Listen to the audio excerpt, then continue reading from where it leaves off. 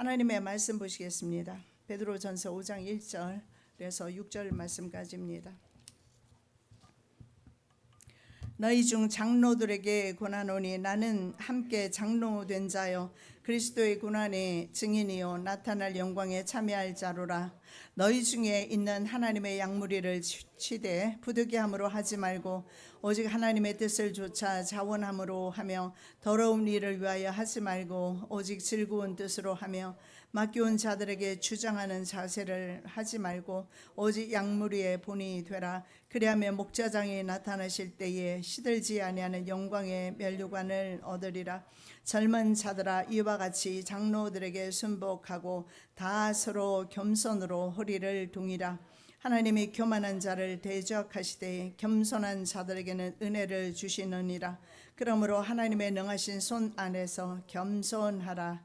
때가 되면 너희를 높이시리라. 아멘. 교회 리더들에게 주시는 말씀은 높이는 것이 아니라 겸손함입니다. 오늘 말씀 듣고 우리가 주의 사명 감당할 때 겸손함으로 감당하게 도와주시옵소서.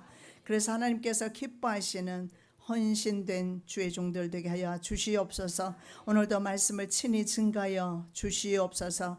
대신 사용하여 주실 줄 믿습니다. 듣는 무리들 은혜 되게 하여 주시옵소서. 거룩하신 예수 그리스도의 이름으로 기도드립니다. 아멘. 오늘 내용은 목양하는 사람에게 주시는 말씀입니다. 그래서 목양자의 자세, 그리고 성도는 어떠해야 될까? 겸손해라. 그래서 성도의 겸손이라는 제목으로 은혜 받기를 원합니다. 1절에서 4절까지는 목양하는 자에게 필요한 자세입니다.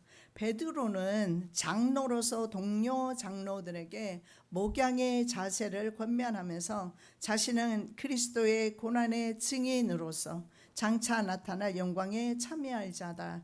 고난과 영광을 대비하면서 자신이 그 고난을 당함으로 영광에 참여할 자라고 표현하고 있습니다. 장로는 회중에서 세운 지도자들이나 회당 공동체 안에 나이가 많은 연장자들을 가리켰습니다. 자신도 장로로서 같은 장로의 입장을 충분히 이해하고 공감하면서 말씀을 기록하고 있습니다. 그리고 베드로 자신이 직접 그리스도의 고난을 목격했던 바로 증인입니다. 그래서 본 그대로 증거하는 그 증인의 사명을 감당하고 있습니다. 구약시대 주로 나이 많은 연장자들을 부르는 호칭으로 사용되었다가 신약시대에 오면서 장로는 바로 직분을 나타내는 단어가 됩니다. 왜냐하면 예루살렘 교회가 바로 이 장로 제도를 채택하게 되었기 때문입니다. 교회 목회자나 장로 혹은 감독으로 불려집니다. 바울과 바나바는 전도 여행을 하면서 각 교회의 장로들을 세웠습니다. 감독과 장로는 같은 의미지만 그러나 감독은 직분적인 성격이 강하고 장로는 신분적인 성격이 강하다는 사실을 볼 수가 있는데, 바로 감독은 전문직 교역자를 가리킨다고 해도 관이 아닐 것입니다. 장로는 교회에서 전반적인 것을 관리하는 바로 영적 지도자입니다. 교인들을 양육하고 돌보고 인도하는 일과 치료 사역을 감당했다는 사실을 알 수가 있습니다. 그래서 우리는 이 치료하는 사역을 목회자가 감당하는 것으로 보고 있지만 실제적으로 물론 목회자가 바로 장로로 불렸던 것은 사실입니다. 그래서 교회에서는 치료하는 사역까지 해야 된다는 사실을 알 수가 있습니다. 너희 중에 병든 자가 있느냐? 저는 교회의 장로들을 청할 것이요 그들은 주의 이름으로 기름을 바르며 위하여 기도할지니라. 야고보 사도는 그렇게 말씀하고 있습니다. 이 땅의 목회자들에게 주시는 자기 성찰과 그리고 반성을 촉구하는 말씀이 아닌가, 저는 그런 생각을 해봅니다. 자, 베드로 사도는요 장로의 목양의 3대 지침을 말씀하고 있습니다. 첫째가 부득이함으로 하지 말고 자원함으로 하라. 자, 부득이함과 자원함을 서로 대조를 이루면서 부득이하는 것은 억지로 혹은 강제의 의미가 있습니다. 구원의 감격과 기쁨으로 하는 것이 아니고 할 수 없어서 하는 것을 의미합니다. 어쩌면 우리가 주님을 위한 봉사를 하다가 억지로 하는 일이 있게 생기게 되면, 그리고 너무 힘들다 싶을 때는 때로는 내려놓는 것도 괜찮을 듯 합니다. 자유의지를 사용해서 기쁜 마음으로 하는 사역을 의미합니다. 자, 외적 요인으로 마음이 눌리거나 의무감으로 하지 말아라. 주의 일은 바로 자원하는 마음으로, 기쁜 마음으로 하는 것이다. 이렇게 말씀합니다. 하나님의 뜻을 쫓아서 하라고 말씀하고 있습니다. 자, 인간적인 열심이 아닌 성령께서 주시는 마음으로 하나님께서 원하시는 그 뜻대로 일을 하라고 말씀하고 있습니다. 사도행전 20장 28절입니다. 너희는 자기를 위하여 또는 온 양떼를 위하여 삼가라. 성령이 저들 가운데 너희로 감독자를 삼고 하나님이 자기 피로 사신 교회를 치게 하셨느니라. 인간의 말입니다. 이 자발적인 노력은 자칫하면 바벨탑을 쌓는 노력으로 나타나게 됩니다. 분명히 주의 일을 한다고 하면서도 주의 일이 아닌 자기 열심으로 하는 경우가 됩니다. 저는 그 의정부 우리 오빠 댁에 얼마 전에 다녀왔는데 또 오라고 하는데 참 1시간 거리입니다. 그런데 그 토요일이고 가는 것 자체가 좀 부담이 없잖아 있었습니다. 그런데 또 한 사람을 지목하면서 보고 싶다고 해서 그 사람이 토요일 날 교회에 있으니까 데리고 함께 갔습니다. 그리고 금요일 날 제가 어떻게 잠을 잘 못 잤어요. 너무너무 피곤해요. 그래서 나는 시장에를 안 가고 집에 있고 싶었습니다. 아이 데리고 애기나 보면서. 그런데 우리가 항상 가는 음식점, 맛있는 음식점이 시장 안에 있어요. 그래서 내가 안 간다고 하면 분위기를 깰 것 같아서 할 수 없이 좀 피곤하지만 갔습니다. 가서 이제 가기 전에 시간도 남고 옷집에 들렸습니다. 그런데 옷 파는 분이 바로 교회 사모님이신데 옷을 팔 생각을 안 하고 계속해서 자기 남편이 췌장암에 걸렸는데 내가 이제 어떻게 기도해야 될지를 모르겠다. 너무너무 그 갈급한 심령으로 자꾸 말을 하는데 제가 사실은 2년 전인가요 한 번 또 올케가 거기를 데려가서 기도해 준 적이 있습니다. 그런데 잘 받아들이질 않기 때문에 나는 썩 기도해 주고 싶은 생각은 없었습니다. 그런데 계속해서 저한테 계속 말을 거는 겁니다. 남편의 얘기를 그러면서 제가 그분을 바라보는데 참 그 영혼이 너무너무 갈급하고 예수님 안에 있는 사람이고 더군다나 목회자 가정입니다. 그런데 왜 저렇게 갈급한 심령으로 있을까? 오라고 했습니다. 기도 받겠느냐 했더니 받겠다고 해요. 그래서 기도를 하는데 그 분의 심령이 바로 수가성 여인과 같은 예수님을 믿고 이분은요 상당히 능력도 있는 분이에요. 은사도 많이 받았어요. 하나님의 사랑도 있고요. 하나님도 이분은 하나님을 사랑하는 분이에요. 그럼에도 불구하고 이 영혼이 너무너무 갈급하는 겁니다. 예수를 믿는데 왜 그럴까? 하나님의 자녀인데 왜 그럴까? 그 안에 하나님과의 관계가 끊어져 있는 것입니다. 그러면서 내가 남편을 위해서 어떻게 기도할까? 그래서 제가 불렀어요. 남편을 위해서 기도하지 말고 자기 심령을 위해서 먼저 기도하십시오. 네, 그랬어요. 자기 심령에 먼저 하나님의 성소가 회복이 되고 하나님이 주시는 자유와 기쁨과 평안이 있어야 하는데 심령 가운데 평안이 없어요. 구원의 기쁨이 없어요. 그래서 기도로 딱 들어가는데 바로 수가성 여인, 생수가 필요한 여인이었습니다. 목회자 가정인데 사모님인데 왜 그 10년 가운데 주가 주시는 평안이 없을까요? 이게 바로 세상 살다 보니까. 그리고 이렇게 말합니다. 온통 입원한 사람들 뿐이고 남편뿐만 아니라 그래서 그 사람들이 지금 다 돌봐줄 사람이 없어서 내가 지금 다녀야 되고 육체적으로도 너무 피곤하고 그래서 말씀드렸어요. 당신의 영혼이 너무 피곤하기 때문에 육신도 온통 피곤한 일밖에 없다. 영혼이 살아나면 그 사람들에게 돕는 자들을 붙여주셔서 자신이 직접 하지 않아도 될 것이다. 결국은 남편을 위한 기도도 아니고 형제 자매들을 위한 수고도 아니고 자기 자신이 하나님과의 관계를 회복해야 되고 그리스도의 생수를 마셔야 되고 남편을 그리스도 남편을 모셔드려야 되는 부분임을 말씀해 드렸어요. 그리고 나서 그랬습니다. 이제 자기가 가지고 있는 은사들, 자기가 가지고 있는 영적 경험들 다 내려놓으시라고. 아무것도 지금은 도움이 되지 않고 가장 중요한 것이 사역이다, 사모다. 이거 중요한 것이 아니라 정말 중요한 것은 하나님과 나 사이의 관계. 하나님의 사랑을 듬뿍 받고 있는지, 하나님은 옆에 계시지만 자기 안에는 정작 그 하나님의 사랑이 흐르지 못하고 있어요. 정말 피를 흘리며 예수를 믿고 있는 모습을 봤습니다. 혹시 우리들의 모습은 아닙니까? 왜 목회자 가정에 기쁨이 없고 평안이 없고 얼굴에 기쁨이 없어요? 수심이 가득합니다.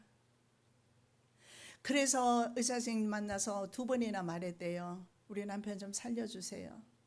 예 했답니다. 2번째 또 말하니까 화를 내더래요. 이게 내가 할 몫인가? 신이 할 몫인데 그분을 통해서 말씀하시지 않습니까? 믿음 없이 하나님을 의지하지 아니하고 세상 의사 의지하면서 발붙잡는 모습 말입니다.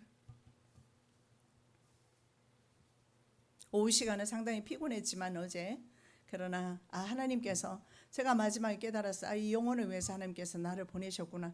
2주 전에 만났는데 우리 올케 언니가 또 자꾸 와주라는 거예요. 왜냐하면 아기가 이제 미국 가는데 한 번 더 보고 싶다고. 그러니까 또 할 수 없이 이제 갔지만 하나님의 그 주의 자녀가 가는 곳에는 바로 하나님의 일하심이 있다는 것을 보게 되었는데 그분을 위해서 갔구나. 그래서 제가 권면을 해드렸어요. 찬송 많이 부르십시오. 입에서 찬송이 끊어졌습니다. 찬송이 나올 리 없잖아요. 안이 그렇게 썩어 문드러져 있는데 찬송 많이 하십시오. 그리고 이곳에 성경책 갖다 놓고 손님 없을 때는 성경책 읽으십시오. 자기 힘으로 살려니까 이렇게 피곤한 것 아닙니까? 하나님이 내 안에 계셔서 내 인생을 이끌어 주시면 그렇게 편안할 텐데요. 이 사모님은 온통 불과 몇 년 전에 봤을 때도 정말 너무 그 문제 가운데 묶여있는 모습을 봤는데 이번에 봤을 때는 더 처참했습니다. 세월이 흐를수록 우리는 더 어쩌면 그런 어려운 상황에 빠질지도 몰라요. 여러분 영혼을 잘 갈무리하시기 바랍니다. 우리 심령 속에 기쁨이 있는가 평안이 있는가 늘 체크하셔야 합니다. 그게 없으면 이건 문제입니다. 하나님이 나와 함께 하시는가 증거가 내 안에 기쁨이 있는가 평안이 있는가. 둘째, 장로들은 더러운 이익이나 사리 사욕을 얻기 위해서가 아닌 사역 자체에 대한 기쁨으로 목양하라고 말씀을 합니다. 당시에 장로직의 보수가 지급되었음을 볼 수가 있습니다. 더러운 이는요 바로 돈을 벌기 위한 목적으로 목양을 하거나 공동체 재정을 자신의 이익의 도구로 사용하지 말아야 한다. 교회 안에서 헌금을 사리 사역을 위해서 사용하는 경우가 굉장히 많이 있음을 볼 수가 있는데 돈에 관해서는 적어도 누구든지 심지어는 목회자라도 자유로울 수 없습니다. 그러므로 목회자는 늘 돈을 욕심을 내지 아니하고 삼가해야 되고 조심해야 되고 이건 성도도 마찬가지입니다. 돈을 사랑하고 돈을 쫓아갈 때 돈이 주인 되었기 때문에 하나님의 영이 그 속에서 역사하지 못하는 것입니다. 자, 사역자가 돈을 따라가면 아간이나 발람의 길을 가는 것입니다. 아시아 7교회 중에 버가마 교회는요 과거 이스라엘이 행진할 때 광야에서 행진할 때 바로 돈에 팔려서 발락에게 사주받고 이스라엘을 저주하러 왔던 발람이라는 선지자가 있었습니다. 그 발람의 교훈을 따르는 자들이 교회 안에도 있다라고 분명히 성경을 말씀하고 있습니다. 오늘날도 예외가 아닙니다. 미자립교회나 개척교회든 가난할 때는 차라리 괜찮습니다. 이 미자립교회는 말입니다. 목회자는 사례비도 받지 못합니다. 그리고 여름이 되어도 겨울이 되어도 언제나 따뜻하게 시원하게 에어컨 틀어놓고 마음대로 자유스럽게 전기를 사용하지 못합니다. 차라리 그것이 낫다라는 사실을 우리는 알아야 합니다. 너무나 영혼에 살이 찌면서 비대해지면서 하나님의 것인 줄도 모르고 도적질하고 먹기 때문에 그렇습니다. 욕심을 낼 수밖에 없습니다. 교회가 비대해지면. 큰 교회 목회자는요, 큰 교회 목회자는 제가 이런 말을 목회자라서 떠들어도 되는지 모르겠지만 큰 교회는 실제로 그렇습니다. 사례비는요 엄청나게 많습니다. 물론 거기에 주택비와 공과금, 차량 운행 유지비, 그리고 교통비, 도서비, 자녀 교육비 등등, 그리고 심지어는 교회 카드까지 들고 다니면서 사용하는 분을 본 적이 있어요. 그리고 심지어 미국에 있을 때인데 안식년 교회에 몇천 명 되는 교인들의 헌금을 가지고 와서 흥청망청 쓰면서 안식년 한 달 동안을 여행하는 사람도 목회자도 본 적이 있습니다. 교민들은 하루도 쉬지 못하고 밤낮으로 일을 하고 있습니다. 위화감을 조성하는 것을 본 적이 있습니다. 돈을 받고 죄를 용서했던 과거 가톨릭 교회 면죄부를 판매하는 것과 다를 바가 없는 오늘날 교회의 모습임을 우리는 봅니다. 그리고 교회는 하나님 앞에 이 문제를 가지고 나아가야 될 줄로 믿습니다. 그리고 교회를 물러날 때는 어떻습니까? 대형 교회를 자식에게 물려주고 싶습니다. 내가 일으켰는데 재정을 남용해서 투자를 하거나 공금 횡령도 하게 됩니다. 왜 심지어는 외국에 신학교를 세워두고 그 이름으로 신학교에다가 돈을 한국에 헌금을 보내는 교회도 있습니다. 그리고 심지어 그 돈을 어떻게 합니까? 미국에서 미국 본토인도 살기 어려운 대주택에서 살거나 대주택 그리고 비싼 땅 이런 것을 사기도 합니다. 이건 재앙 아니겠습니까? 차라리 그렇게 하나님 앞에 하나님의 헌금을 사용한다면 미자립교회로 있는 것이 낫다. 이렇게 돈의 노예가 되어 살 것이면 가난한 성도가 낫다라는 것입니다. 양이나 양들이 드리는 헌금 모두 주의 것이기 때문에 그렇습니다. 이것은 바로 주의 것을 도적질하는 것입니다. 말라기 3장 8절입니다. 사람이 어찌 하나님의 것을 도적질하겠느냐? 그러나 너희는 나의 것을 도적질하고도 말하기를 우리가 어떻게 주의 것을 도적질하였나이까 하도다. 이는 곧 11조와 헌물이라. 참으로 헌금을 얼마나 잘 사용을 해야 되는지 보여주는 구절입니다. 즐거운 뜻은요, 주님 주신 직분을 감당할 때 헌신하는 자세로 하라는 것입니다. 그래서 하나님의 뜻으로, 자신의 뜻이 아닌 하나님의 뜻으로 돌보라고 합니다. 그래서 때로는 저도 평생 사역을 하면서 제가 그때 굉장히 그 영적 위기가 왔을 때, 미국에 있을 때 이야기인데, 영적 위기가 왔을 때 주일 오는 것이 두려웠습니다. 설교하는 것이 너무나 괴로웠습니다. 그 정도로 제가 영적으로 굉장히 떨어져 있는 상태였습니다. 그리고 이 목회라는 것이 나에게 너무나 무거웠습니다. 교회와 내가 실 하나로 연결되어 있는 것 같고 가위 가지고 그 실을 끊어버리고 싶은 그런 마음도 한국에서 목회하면서 제가 경험을 합니다. 그럴 때는 사실은 말입니다. 내려놓는 것이 낫다라는 겁니다. 물론 그러다가 제가 저 같은 경우는 회복이 되었지만 주의 일을 하면서 하나님의 일을 하면서 이렇게 지칠 때 많이 있는데 이럴 때는 조금씩 쉬면서 다시 재충전한 후에 주의 일을 하는 것이 훨씬 하나님께도 영광이고 본인은 재충전할 수 있는 기회가 될 줄로 믿습니다. 양을 돌보는 임무만 부여받았지 양에 대한 소유권은 하나님께 있다라는 사실을 우리 지도자는 알아야 할 것입니다. 물론 그렇다면 성도들이 드린 헌금도 소유권이 누구에게 있겠습니까? 주님께 있다는 사실을 기억해야 되는데 이것을 잘못 알고 있는 목회자들이 헌금을 횡령하는 경우가 굉장히 많은 듯 합니다. 그리고 교회 성도들 가운데서도 목회자나 교회가 마음에 들지 않아서 헌금을 찾아가는 경우도 있었습니다. 그것은 자기 열심으로 한 것이고 하나님께 드린 것이 아닐 것입니다.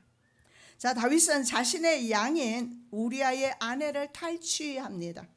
하나님께 징계받습니다. 히타이트 족속의 사람 우리아는요 끝까지 군대에서 충성하다가 맨 앞에 세워져서 화살 맞고 죽게 됩니다. 자, 양들에 대한 다윗의 책임은 참으로 중대했습니다. 우리 가정도 마찬가지입니다. 호주가 되시는 분은 자기 가정 식구들에 대한 영적 책임을 지셔야 합니다. 하나님께서 맡겨주셨기 때문에 그렇습니다. 내가 어떤 자세로 하나님 앞에 목양하는 어떤 자세로 내가 살 것인가 한번 생각해 보셔야 합니다. 우리 모두는 크고 작게 내 가족과 내 사회에 대한 책임이 있다라는 사실을 믿으시기 바랍니다. 이것이 어떻게 꼭 목회자에게 주시는 말씀이겠습니까? 그래서 다윗은요 하나를 취했지만 하나님은 10개를 가져가십니다. 아합 왕은 전쟁터에서 죽게 되는데 이유가 뭘까요? 자신의 양이었던 나봇의 포도원을 빼앗았기 때문에 그렇습니다. 자, 세 번째, 맡기운 자들에게 주장하는 자세를 하지 마라. 본이 되어라. 가르치려 들지 말라라는 겁니다. 왜냐하면 지도자는 가르치는 직책을 가지고 있지만 그러나 자기도 하지 않으면서 남들을 가르치려 하지 말라라는 겁니다. 이 가르치는 사람은 습관적으로 다른 사람을 가르치려 듭니다. 자기는 하지 않으면서 이거 하지 말라라고 말씀하고 있습니다. 물론 저에게도 주시는 말씀입니다. 네가 하기 싫은 건 남에게 시키지 말라라는 거예요. 저는 그래서 가급적 조심을 해요. 할 수 있으면 내가 하지 시키려 하지 않습니다.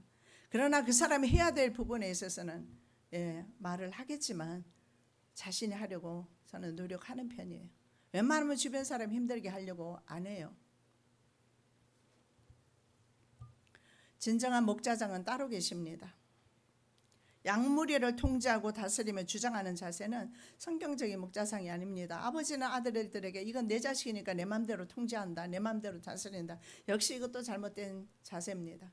자녀도 하나님의 것이지 엄밀하게 말하면 자신의 것이 아니다. 바로 하나님께 맡겨드리는, 그리고 맡겨주신 사명을 감당하는데 어떻게 감당할 것인가, 본이 되라는 겁니다. 본이 되어야 되는 것이지 통제하려고 가르치려고 하지 말라. 이 클레롤이라는 단어가 분배, 제비, 뽑기 등의 의미가 있습니다. 그래서 가나안 땅에 들어갈 때 제비를 뽑는 데서 유리한 것이 바로 맡기운 자들, 클레롤이라는 뜻입니다. 자, 레위인은 따로 분깃이 없었습니다. 기업이 없었습니다. 하나님이 그들의 기업이기 때문에 그렇습니다. 그래서 요셉의 지파 중에서 요셉의 두 아들이 12지파로 들어갑니다. 바로 므낫세와 에브라임입니다. 레위 지파가 빠지고 그래서 12지파를 형성하게 되는데, 자, 레위인의 바로 기업이 없는 이유가 있습니다. 레위인은 바로 하나님의 기업이다. 그래서 오늘날 목회자들이 잘못 알고 있는 것 같아요. 돈이 내 기업이다 생각하고 돈을 모으기에 급급한 것 같습니다. 그리고 이 교회도 내 것이다, 내가 세웠으니까 내 것이다 생각하는 것 같습니다. 우리 모두가 마찬가지입니다. 내 물질도 내 자녀도 내 것이 아니고 바로 하나님의 것이다. 저는 목회자 가정에서 자라면서 자신의 감정이 상하거나 의견의 충돌이 있을 때 청빙으로 온 목회자들을 쫓아내는 장로님들을 본 적을 아주 많습니다. 장로라는 직임이 관직이 아니다. 관직할 거면 정치하러 나가셔야 할 것입니다. 그래서 교회 안에서는 그 어떤 누구도 서열로 생각하지 말고 남 위에 서려고 하지 말라라고 말합니다. 왜냐하면 양들을 돌보며 섬기라고 주신 하나님의 은혜이고 그냥 믿고 맡겨주신 겁니다. 그렇기 때문에 그 하나님의 믿음에 배반하지 않기 위해서 열심과 충성을 다하는 것뿐이지 자랑하거나 설치라고 그 위에 세워주신 것이 아니다라는 겁니다. 서열로 생각하고 교만하지 말아야 합니다. 신정국가 이스라엘의 왕은 진정한 왕은 아닙니다. 하나님이 바로 왕이고 이스라엘 왕은 섭정왕에 불과하고 분봉왕에 불과한 것입니다. 그런데 이것을 잊어버렸던 수많은 왕들은 자신의 백성들을 억압하다가 쫓겨나거나 죽임을 당하는 경우가 많았는데, 다윗은 이스라엘의 지배자였으나 하나님의 양들을 억압적으로 다스리지를 않았습니다. 왜냐하면 다윗은 진짜 목자가 따로 계신다는 사실을 믿었기 때문입니다. 바로 그분은 히브리서 13장 20절에 큰 목자라 이렇게 말씀하고 있습니다. 그리고 요한복음 10장 11절 14절에 보면 선한 목자라고 말씀하고 있습니다. 그래서 사실 장로도 말입니다. 목회자도 하나님의 양입니다. 그래서 때로는 목회자나 아니면 장로나 이런 중직자들을 보면서 여러분들이 시험에 들 때도 있지만 성도는 시험에 들지 말으시기 바랍니다. 진짜 목자가 아니기 때문에, 똑같은 하나님의 양이기 때문에 단지 좀 책임을 더 맡겨준 것뿐이고, 책임 부분에 있어서만 어쩌면 다른 사람보다 더 무거울 수 있지만 직책은 관직이 아니라는 거예요. 자, 목자의 가장 큰 덕목이 있습니다. 영혼에 대한 사랑입니다. 이 영혼에 대한 사랑이 없다면 교역자들 생각하지 말아야 되고 장로직임 받지 않는 것이 좋습니다. 이기적인 사람이라면, 자기 가족만 중요하고 자기 자신만 중요한 사람은 사실은 교회의 지도자로서는 적합하지 않습니다. 돈이 많은 사람이 교회의 지도자가 아니라 바로 영혼을 사랑하는 사람이 교회의 지도자가 되어야 된다라는 것입니다. 그래서 베드로에게 목자로서 가장 중요한 덕목은 영혼 사랑이다. 예수님께서 요한복음 21장에 부활하신 예수님이 베드로에게 자꾸 묻습니다. 3번이나 질문하는데 네가 나를 사랑하느냐? 너무 나중에는 베드로가 근심을 합니다. 예수님께서 왜 3번이나 질문하겠습니까? 네가 이 사람들이 나를 사랑하는 것보다 네가 나를 더 사랑하느냐? 네가 이 사람들보다 더 나를 사랑하느냐? 이 사람을 사랑하는 것보다 나를 더 사랑하느냐?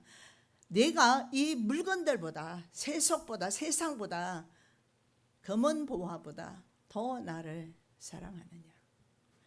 사실은 하나님만 사랑하는 사람은 영혼을 사랑할 수 있습니다. 왜냐하면 하나님의 사랑을 받은 사람은 그 안에 하나님의 사랑으로 이웃을 바라보기 때문에 그렇습니다. 영혼에 대한 사랑이 없는 사람은 하나님에 대한 사랑도 역시 없다라고 볼 수밖에 없습니다.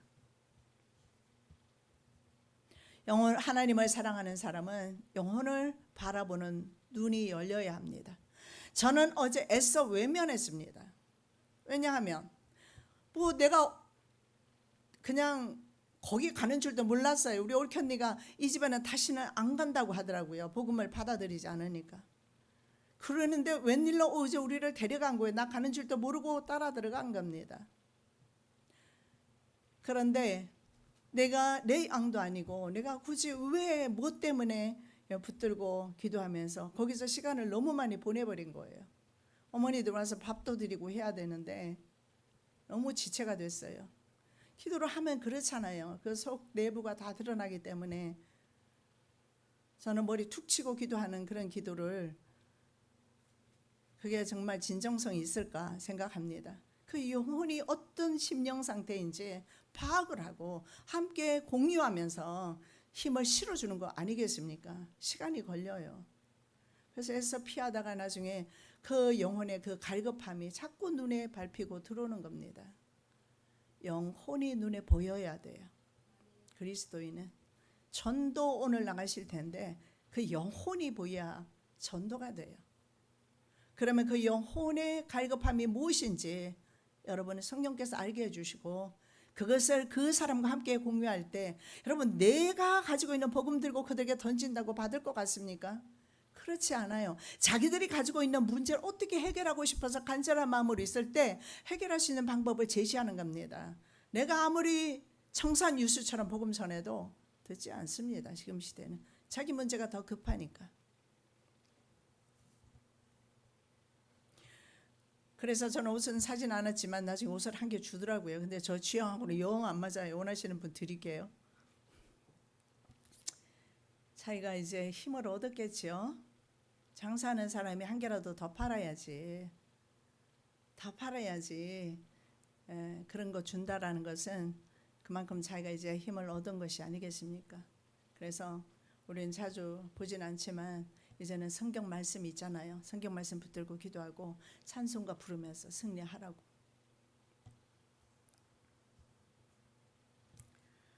자, 3번이나 이렇게 말씀합니다. 내 어린 양을 먹이라 그래요. 그래서 어떤 곳에는 또 한 번은 돌보라는 말과 먹이는 말. 목양은 그래서 결국은 우리가 음식을 먹는 것과 같음을 알 수가 있습니다.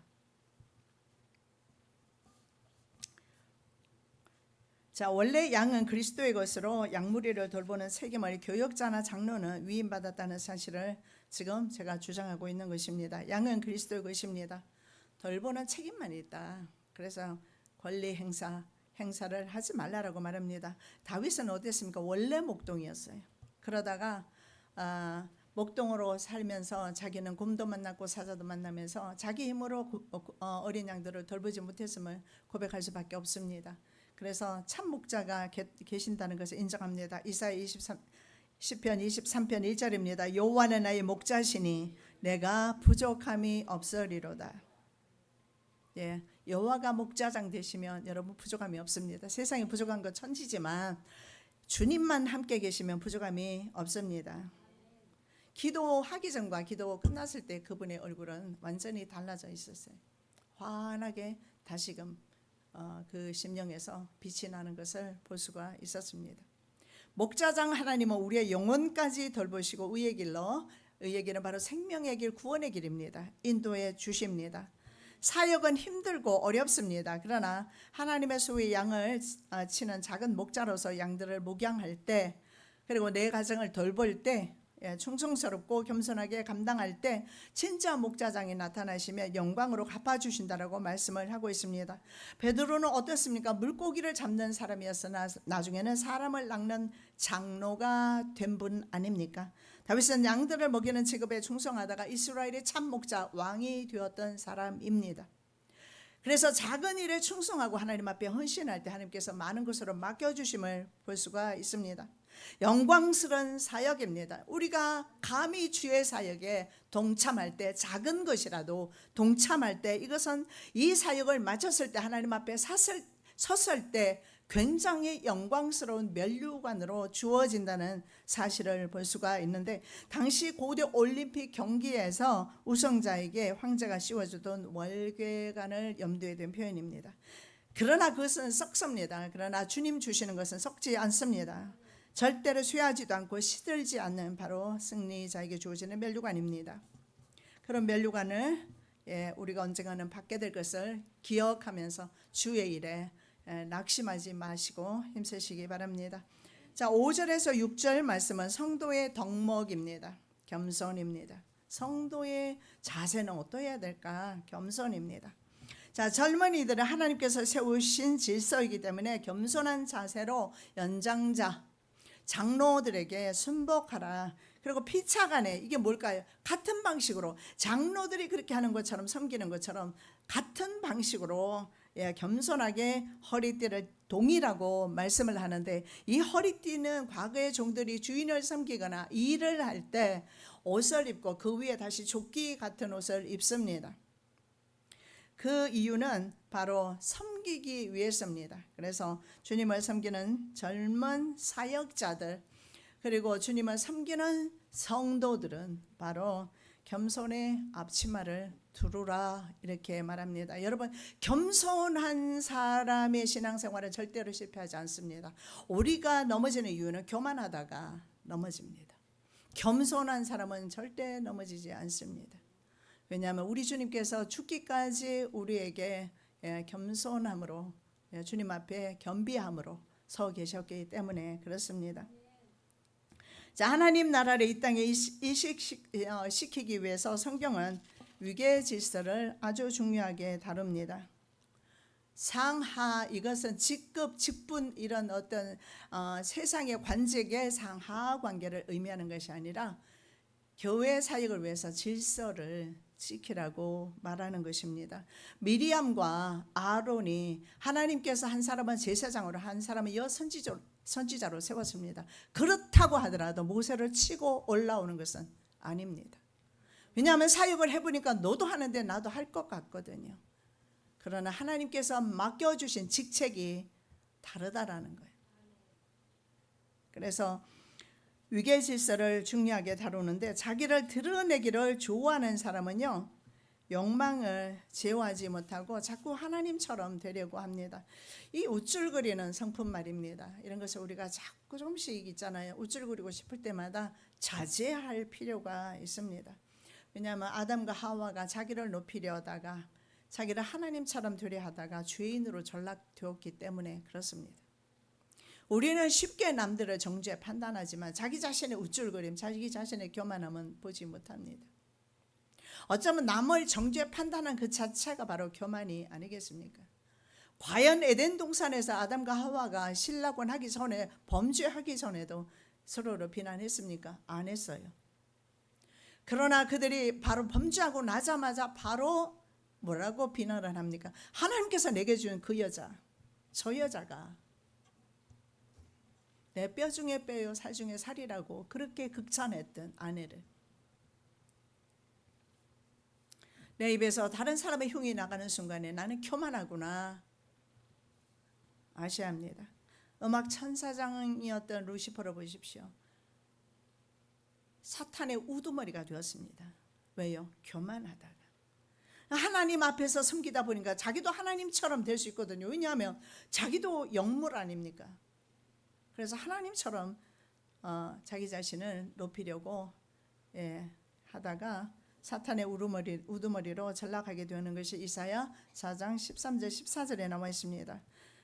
사회에서의 그런 서열로 생각하지 말아라고 계속 말씀드리고 있습니다.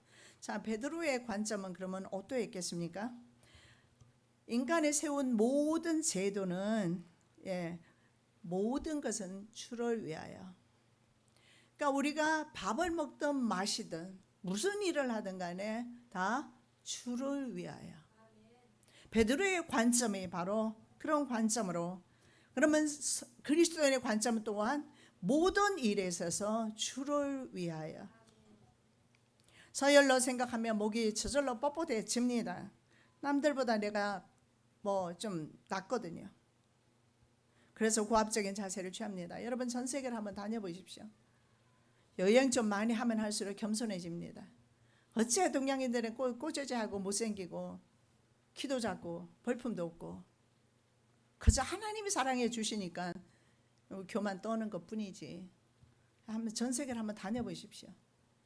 때로 우리는 흑인들을 한국 사람들은 별로 이렇게 좀 무시하는 편이거든요. 그런데 흑인들 보면 참 잘생겼어요. 색깔이 까매서 그렇지. 아시아인이 제가 봤을 때는 제일 못난 것 같아. 나를 비롯해서. 교만 떨지 맙시다. 많이 사회를 경험하고 많은 사람들을 접하고 한 사람일수록 좀 통전의 사람이 되는 것 같아요. 근데 자기 올챙이 그 시절처럼 우물 안에 개구리처럼 그렇게 사는 사람은요, 그냥 자기 혼자 잘난 줄 알아요. 교만은 패망의 선봉이고 거만한 마음은 넘어집의 앞잡이라고 잠언 16장 18절에서 말씀하고 있습니다. 여러분 종의 자세처럼 서로 겸손으로 허리를 동이라고 말씀하고 있습니다. 예수님께서 친히 허리띠를 동이시고 제자들의 발을 마지막으로 씻겨주시고 돌아가셨어요. 너희도 이와 같이 해라. 그래서 성경에 하나님께서는 교만한 자를 대적하시고 겸손한 자에게 은혜를 주시는데, 이 대적하다라는 의미가 뭔지 아십니까? 군사 용어예요. 군대가 정렬을 준비하는 것을 말합니다. 아니면 군사 작전을 시작하는 것을 말해요. 그래서 이 대적한다는 것은 군사적인 용어로서 군대가 정렬된 거예요. 바로 교만한 사람은 하나님께서 주목하고 그를 대적한다라는 사실을 알 수가 있습니다. 바로 교만한 사람은 성도의 대열에서 내치신다라고 말씀하고 있습니다. 예수님조차 십자가를 기꺼이 지시고 순종하셨고 지금은 부활하셔서 영광 가운데 하나님과 함께 계십니다. 우리도 그와 같이 될 것을 말씀하고 있습니다. 6절입니다. 하나님의 능하신 손 아래서 겸손하라. 때가 되면 너희를 높이시리라. 하나님의 능하신 손 아래에 있는 사람은 겸손할 수가 있어요. 자기 위에 사람이 없으니까 교만한 겁니다. 자기 위에 사람이 있다라고 인정하면 겸손할 수밖에 없어요. 나보다 나은 사람이 딱 만나면 어떻게 돼요? 저절로 일단은 뒤로 빠지지 않습니까? 자, 능하신 손은, 이 능한 손을 표현할 때는 주로 구약에서 이스라엘 백성들을 구원하셨던 하나님의 그 강력한 손을 의미합니다. 그래서 높음과 겸손, 고난과 영광을 대비시키면서 높음과 겸손한 사람은 높아질 것을 말씀하고 있고, 고난의 사람은 영광의 사람으로 변할 것을 말씀하고 있습니다. 그래서 예수 그리스도의 겸손과 승귀 패러다임이 성도들에게도 그대로 적용됩니다. 겸손하십시오. 때가 되면 하나님께서 높여 주십니다. 가난하시다면 가난한 대로 계십시오. 하나님께서 때가 되면 부욕해 주실 것입니다. 하나님께서 해주실 때 탈이 없습니다. 내가 쌓은 이잖아요. 세상의 부는요 물거품에 불과하다는 사실을 여러분 많이 경험하셨을 겁니다. 하나님께서 높여주시고 하나님께서 공급하실 때 그것은 비로소 영원한 것임을 믿으시기 바랍니다. 자, 예수 그리스도께서 십자가상에서 자신의 생명을 아버지 손에 위탁하는 모습이 누가복음 23장 46절에 나타납니다. 그렇습니다. 예수님은 자신의 생명까지도, 우리는 너무 살아있어서 내가 살았다고 발부둥 치는 것이 교만 아닐까요? 그런데 예수님은 마지막 십자가상에서 숨을 거두시기 전에 내 영혼을 주님의 손에 하나님의 손에 부탁하나이다 기도하면서 영혼을 맡기십니다. 예수님처럼 우리도 높아지기를 원한다면 스스로 널뛰기보다는 하나님께서 높여주실 때까지 교회 생활에서 늘 겸손함으로 걸어가야 되겠다. 바로 이 겸손한 사람을 하나님께서 하나님의 때에 높여주실 줄 믿습니다. 살아계신 아버지 하나님 참으로 감사합니다. 예수님도 십자가상에서 자신의 생명까지도 주님의 손에 위탁하시는 겸손함을 보이셨습니다. 겸손한 자들 되게 도와주시옵시고 교회 안에서 위계 질서를 잘 지키게 도와주시고 장로는 주님의 심장을 가지고 목양할 수 있도록 도와주시옵소서. 교회 지도자는 예수의 심장을 가지고 성도들을 바라볼 수 있도록 은혜 베풀어 주시옵소서. 거룩하신 예수 그리스도 이름으로 기도드립니다.